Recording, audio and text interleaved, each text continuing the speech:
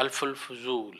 اس وقت آپ صلی اللہ علیہ وسلم کی عمر مبارک 20 برس تھی۔ زکوٰۃ کا مہینہ تھا۔ قریش حرب الفجار سے واپس آئے تھے۔ اہل عرب کا یہ مادہ سارے مادوں سے زیادہ عزت والا اور شرف والا تھا۔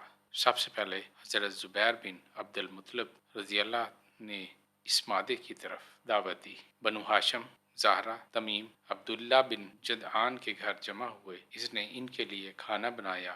انہوں نے زکوٰۃ میں ایک مادہ کیا کہ وہ ظالم کے خلاف مظلوم کے حق میں یکجان ہوں گے، حتیٰ کہ ظالم مظلوم کا حق ادا کر دے۔ جب تک سمندر صوف کو تر کرتا رہے گا، جب تک ہیرا اور سبیر اپنی جگہ پر قائم ہیں، وہ معیشت میں ایک دوسرے کی مدد کریں گے۔ قریش نے اس مادے کو حلف الفضول کے نام سے یاد کیا ہے۔ ابن اسحاق نے طلحہ بن عبداللہ رضی اللہ عنہ اور امام بیہقی اور ابن سعد نے حضرت جبیر بن مطعم رضی اللہ عنہ سے روایت کیا ہے کہ حضور صلی اللہ علیہ وسلم نے فرمایا، اس مادے کے وقت میں عبداللہ بن جدعان کے گھر موجود تھا۔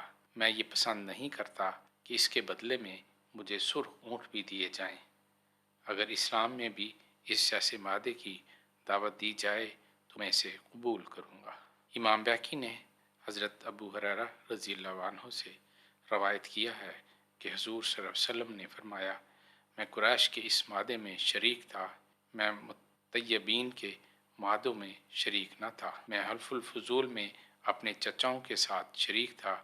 مجھے یہ ناپسند ہے کہ میں اسے توڑوں اور مجھے اس کے عوض سرخ اونٹ دیے جائیں۔ ابن اسحاق کہتے ہیں کہ یہ حلف اخیر وہ ہے جو انہوں نے ایک دوسرے کے تناظر پر باندھا تھا اور ظالم سے مظلوم حق دلوانے پر۔